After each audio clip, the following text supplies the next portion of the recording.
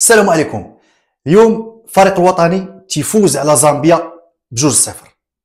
اللقاء هذا ولو ان حنا ديجا مأهلين من اللقاء اللي فات ضد النيجر ب5-0 المونديال، ولكن رسائل تبعتات من خلال هذه المقابله هذه، وكذلك انجاز نضاف على التأهل ديالنا لكأس العالم اللي غيكون في 2026 ان شاء الله الرحمن الرحيم. باش ما نطولش عليكم ندخلوا ونهضروا على كيفاش لعب الفريق الوطني وشنا هي هذه الرسائل هذه وهذه الانجازات هذه. نتمنى انك تكملوا معنا الفيديو، وعلى ذكر الفيديو فنتمنى انكم تدعمونا بالاشتراكات ديالكم، والى عجبكم فيديو ما فيها باس تضغطوا على الاعجاب. فاليوم الفريق الوطني فاز كما ذكرت 2-0، ولكن كيفاش لعبنا؟ فاللعب اللي لعب به اليوم وليد خربق وبرزط، كما تنقولوا بالدرجه ديالنا رون اي مدرب العين ديالو على الفريق الوطني. فلعب بخطط متنوعه، لعب بلاعبين ما عمرهم ما لعبوا بعضياتهم لعبوا. فغير باش نقولوا على ان لعب نصيري وايغامان واحد شويه تزاد معاهم ايوب الكعبي في الخطه ديال 4-3-3، ولعب ايغامان قبل مع النصيري في الخطه ديال 4-4-2، واللي كانت غير صوريا 4-4-2 ولكن هي كانت 4-2-3-1، بحيث ان تنشوفوا نصيري وايغامان تيتخالفوا في شكون اللي غادي يكون من مور المهاجم الصريح. فكنت مره في الاغلبيه كنا تنشوفوا ايغامان من مورا نصيري، وجنبهم تنشوفوا بن صغير. كذلك شفنا خطط متنوعه كما ذكرت في هذا اللقاء هذا. شفنا كذلك تثبيت ديال بعض الاسماء، واللي منهم بغيت نقول الرسائل اللي بعثها وليد اليوم. ف امرابط، ماسينا، بطبيعه الحال ياسين بونو، راه اليوم نسبيا بواحد النسبه اللي هي كبيره. فوليد وصل لنا على ان هاد الثلاثه هادو من الدعامات الاساسيه وما يمكنش لهم يتقاسوا.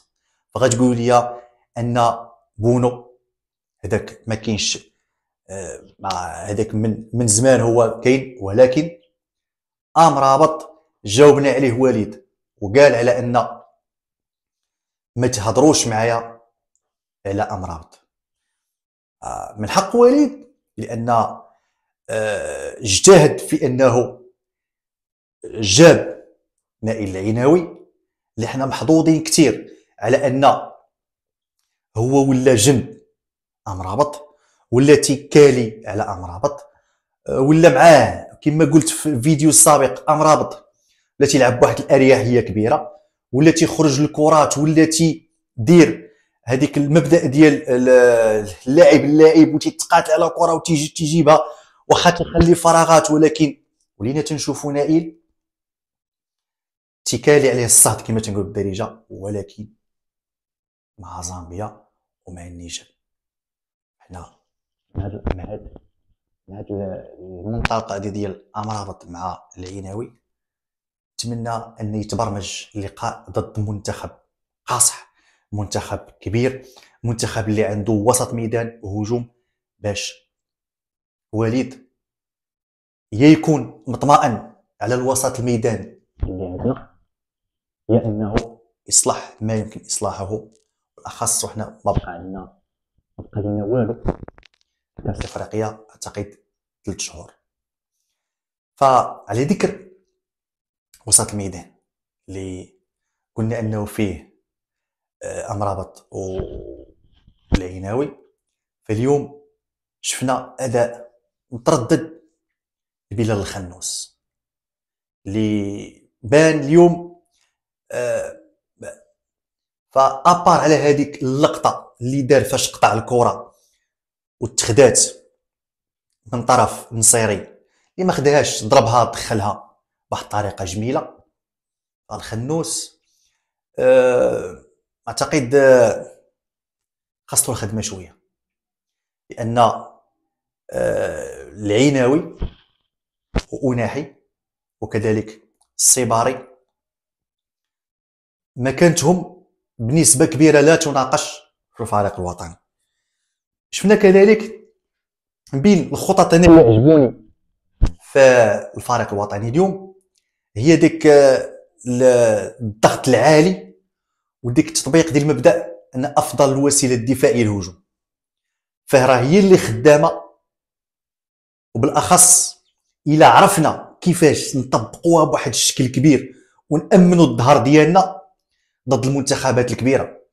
لان راه المنتخبات الكبيره حنا تنعرفوا مثلا ما نقولوش الاسماء، كاين المنتخبات اللي هي الهجوم ديالها قوي مع الوسط الميدان ديالها اللي قوي.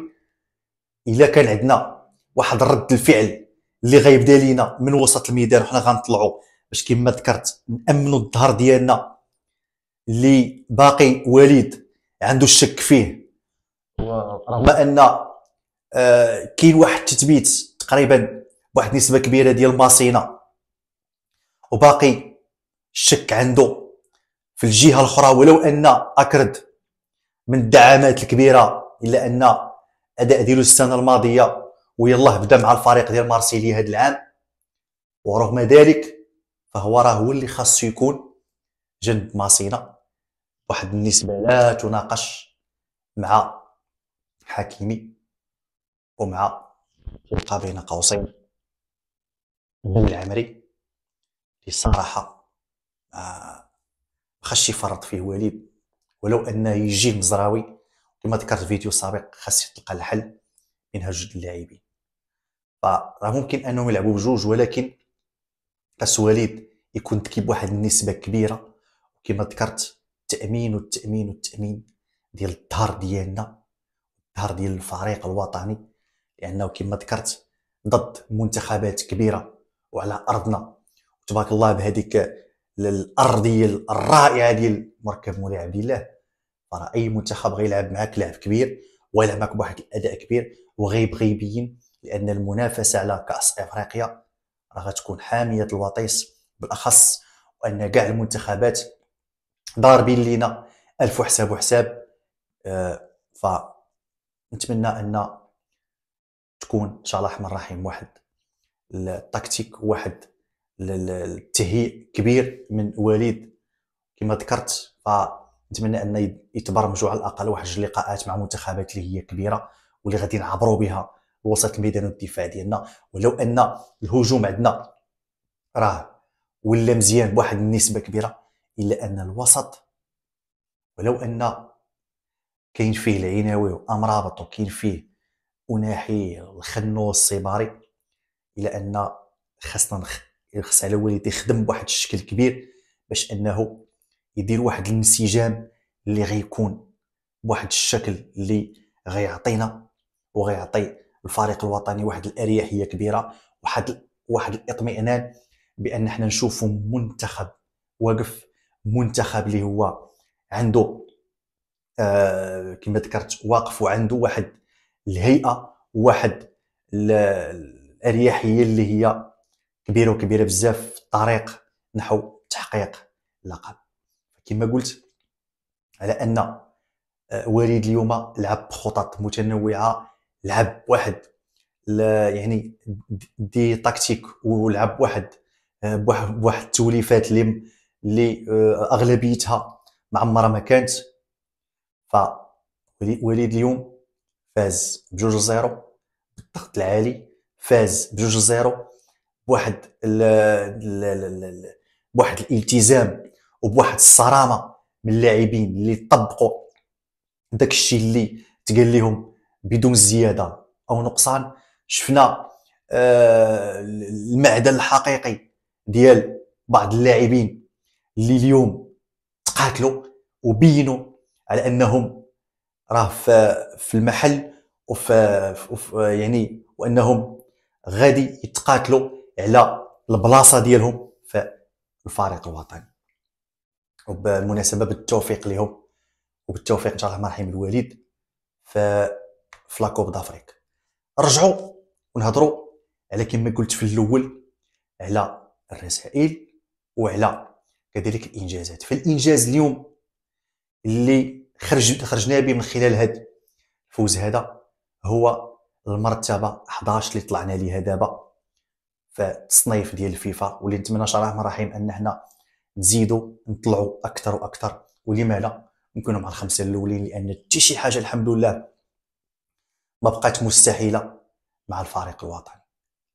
على ذكر الفريق الوطني وعلى ذكر الانجازات، فكما تنقول دائما نتمنى ان شاء الله الرحمن الرحيم الفوز للفريق الوطني بكأس افريقيا المقبله تكون في بلادنا. وشكرا.